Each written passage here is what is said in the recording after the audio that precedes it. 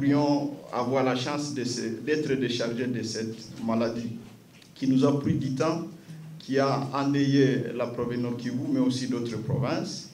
Mais nous ne sommes pas encore sortis de l'auberge, parce qu'il nous reste un temps. Il faut rester vigilant, il faut maintenir les mêmes attitudes, observer les mêmes règles de protection.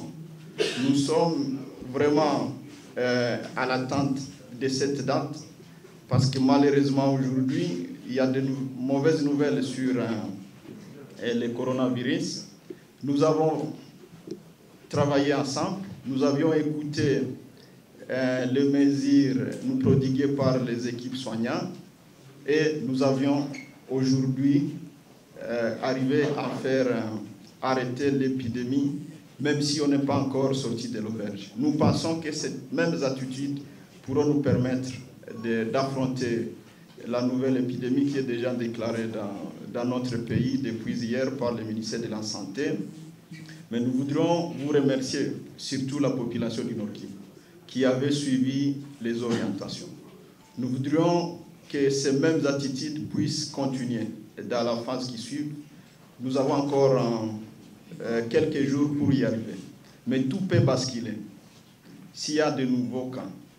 Et donc, à ma population du Nord Kivu, je voudrais que vous puissiez maintenir les mêmes attitudes. Je voudrais que vous puissiez garder le moral haut pour vaincre cette maladie. Nous étions engagés et il faut demeurer. C'est la raison pour laquelle nous voudrions passer la parole au professeur Mouyembe pour qu'il vous donne plus de détails de ce que nous allons faire, mais aussi de ce qui peut nous arriver si nous ne maintenons pas les mêmes attitudes. Merci. Alors, le gouverneur a parlé de la nouvelle épidémie qui s'annonce due au Covid. Ça nous préoccupe. Ça nous préoccupe. Et nous pensons que la population du Nord Kivu, du Sud Kivu et de l'Ituri, cette population est déjà préparée. Donc la préparation que nous avons obtenue pour lutter contre Ebola, ce sont les mêmes mesures que le gouverneur et les autorités sanitaires de ces 3 provinces vont vous proposer. Donc, c'est à vous à mettre en pratique tout ce que vous avez appris pour lutter contre Ebola. Ainsi, vous allez donc atténuer les effets d'une épidémie éventuelle causée par le coronavirus. Voilà donc les grandes nouvelles que nous avons voulu partager avec vous. Vont servir à la surveillance de Covid-19. Par exemple, le screening de la température dans les aéroports, les ports, les points d'entrée, etc., va continuer. Le dispositif de lavage des mains va continuer. Et également, la façon de saluer, comme nous l'avons fait, la salutation Ebola va servir également pour la salutation coronavirus. Donc, évitez donc les bises, évitez donc les rassemblements publics. À un moment donné, on va prendre des mesures vraiment draconiennes. Même les matchs de football, ça, il faudra carrément interdire. Donc, il y a des choses qui vont s'ajouter, mais les dispositifs de base sont les mêmes. Et je suis heureux de vous annoncer aussi que, grâce à l'opportunité d'Ebola, nous allons installer ici, à Goma, un laboratoire de pointe qui pourra faire également les diagnostics de coronavirus.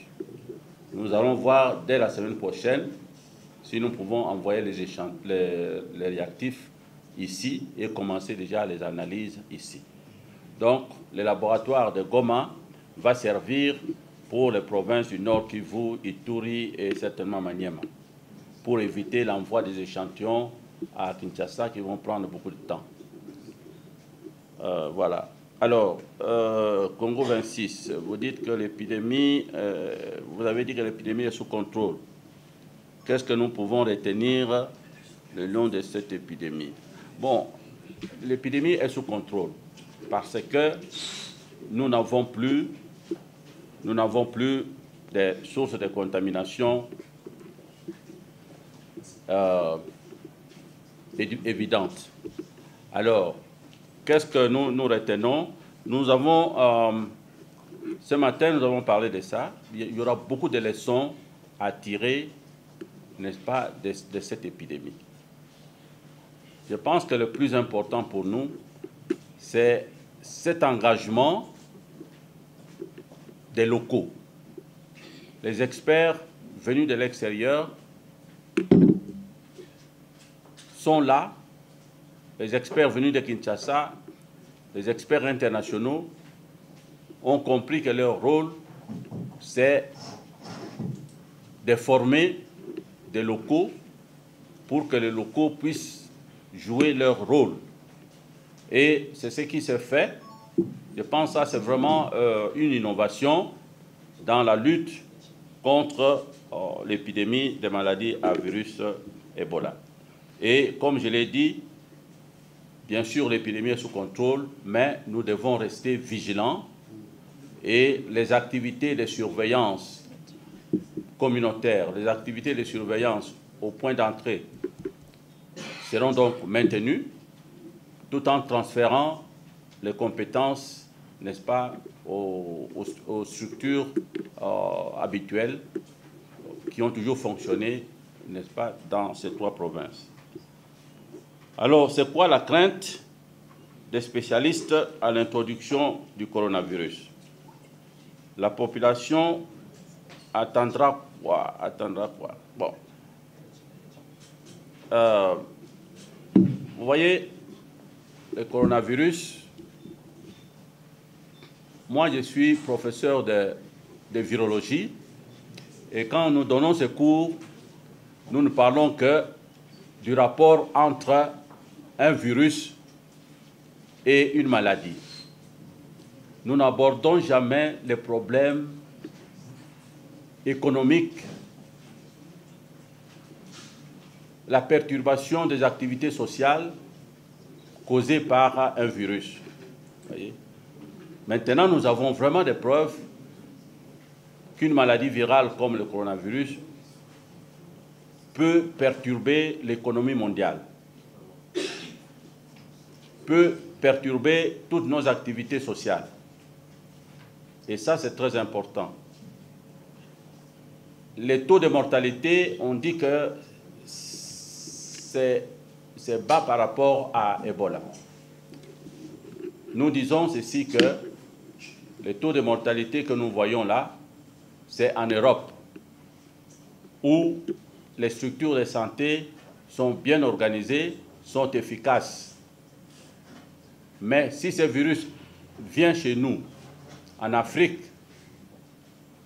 en général et en RDC en particulier, où le système de santé est très faible, où les hôpitaux sont mal équipés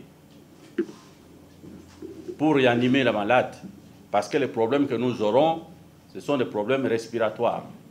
Il faut réanimer.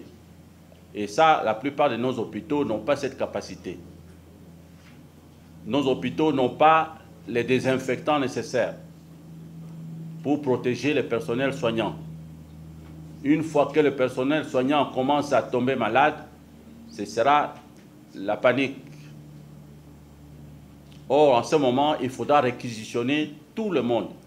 Tous les infirmiers, tous les médecins seront réquisitionnés parce qu'il y aura un afflux de malades très important. Donc, avec le coronavirus, nous aurons certainement des taux de mortalité qui vont avoisiner les 10%. Les 10%. Et il y aura certainement un taux d'infection du personnel médical assez effrayant qui pourrait donc provoquer la fuite du personnel médical, n'est-ce pas, dans les hôpitaux. Alors, quelles sont les mesures prises pour contenir le corona? Je crois que ça, c'était adressé au gouverneur, et le gouverneur a bien répondu à toutes ces mesures que l'autorité administrative va prendre pour empêcher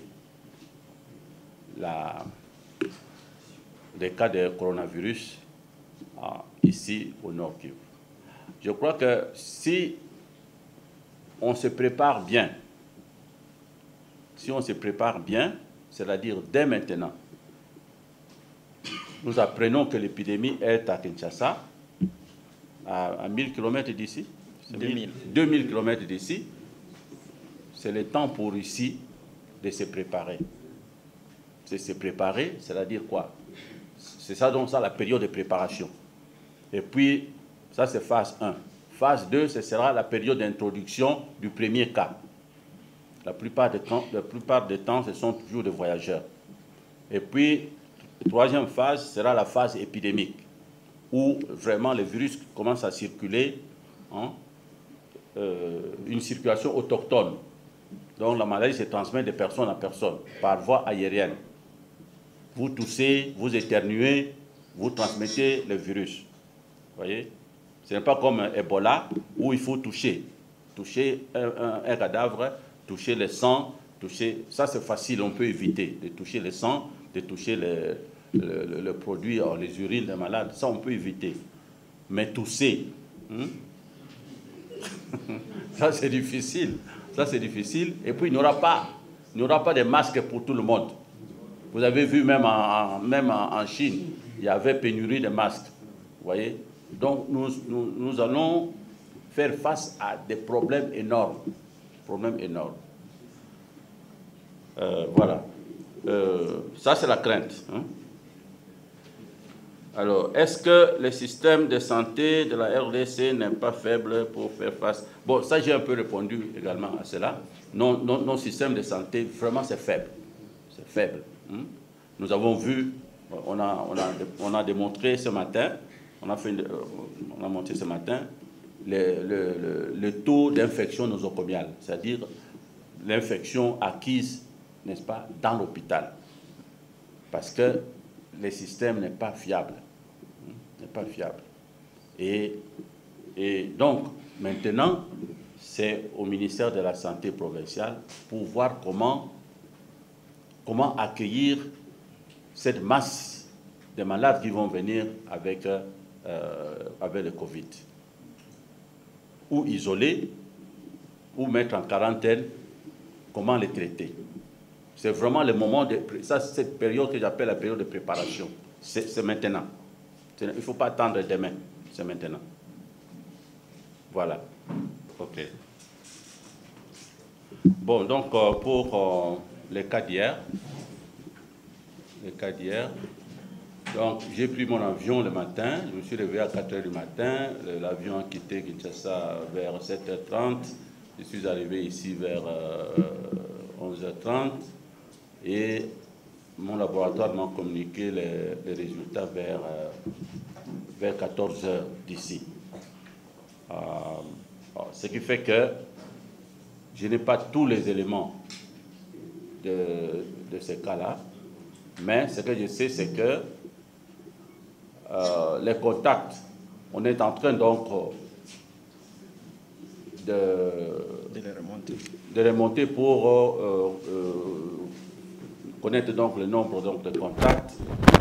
Mais ce que nous savons, c'est que ce voyageur est arrivé à Kinshasa le 8. Donc le 8, et le diagnostic donc a été confirmé le 11. Hein, le 11. Vous voyez donc qu'il y a quand même 3 jours. Et pendant ces 3 jours, en tant que Congolais, hein, les oncles, les neveux, les cousins et tout ça sont venus donc serrer la main. Donc ce sera vraiment... C'est une bombe.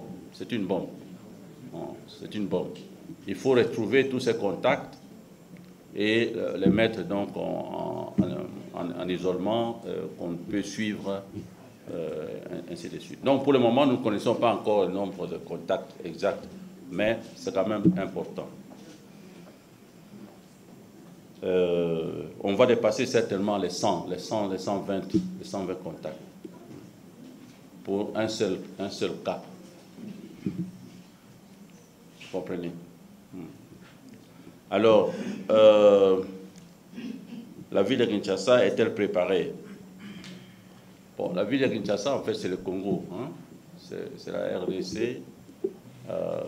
Je dois avouer que on a commencé la préparation, mais elle n'est pas optimale. Elle n'est pas optimale. Et nous sommes maintenant les pieds dans l'épidémie. Donc nous allons combiner et la préparation et la riposte en même temps. C'est pour cela que je dis il faut que Goma se démarque et commence déjà la préparation maintenant. Il en est de même donc des autres provinces. Ce que nous allons faire à Kinshasa, c'est éviter que la maladie quitte Kinshasa et gagne d'autres provinces. Et si la maladie est confinée à la Gombe, qu'elle soit là-bas, qu'elle ne quitte pas la Gombe pour aller en Djili ou bien à Massina. Ça, c'est l'effort que nous devons faire. Hein. C'est un peu peut-être théorique, mais c'est le souhait. Le souhait. OK. Alors, en quoi va consister le transfert des compétences et l'accompagnement holistique? Vous voyez, la compétence, le transfert ne se fait pas par les systèmes hydrauliques là, hein, où du moins plein, du plus plein, ça va vers le moins plein. Il n'y a pas de communication comme ça.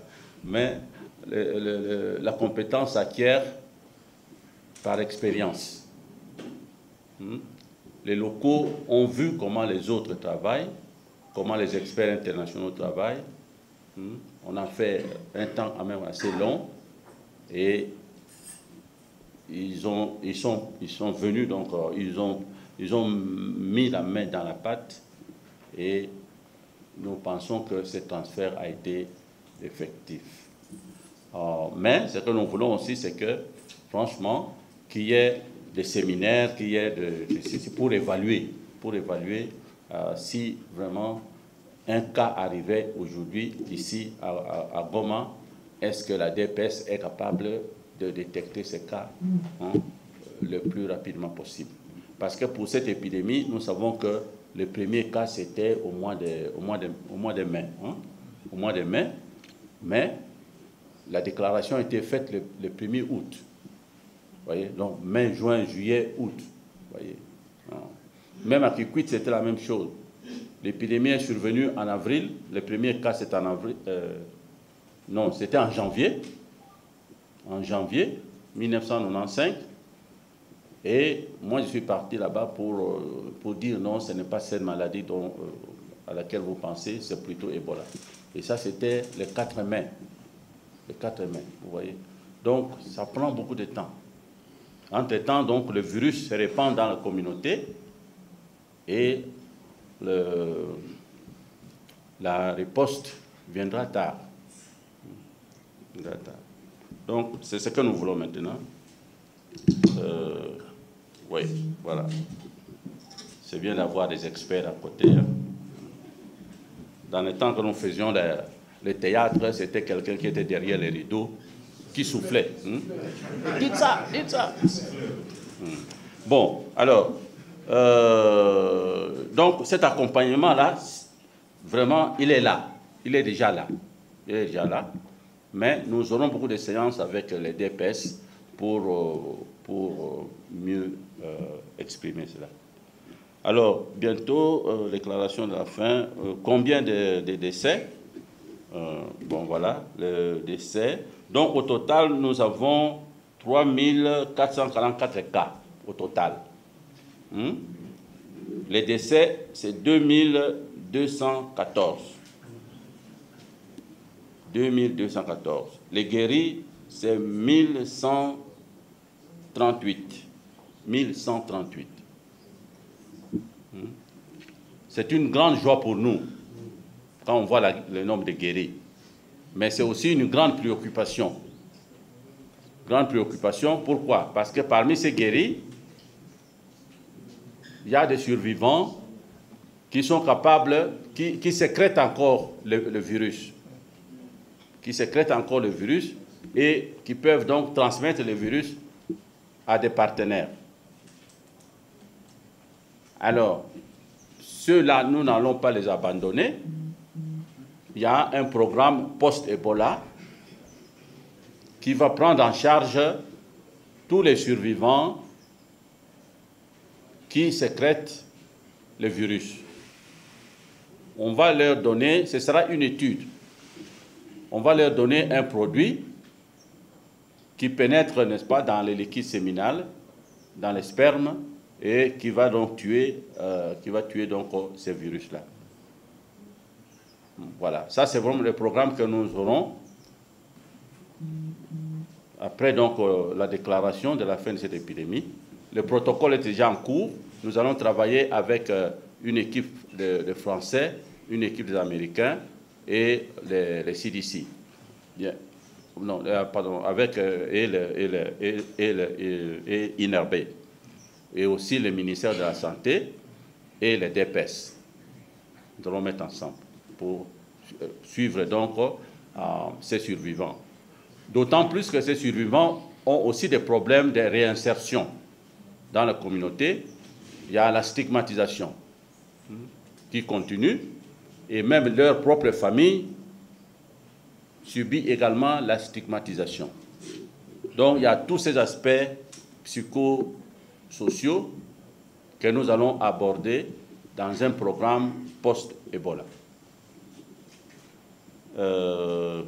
Alors, bon, quand vous demandez le financement, combien on a utilisé, moi je suis incapable de vous le dire.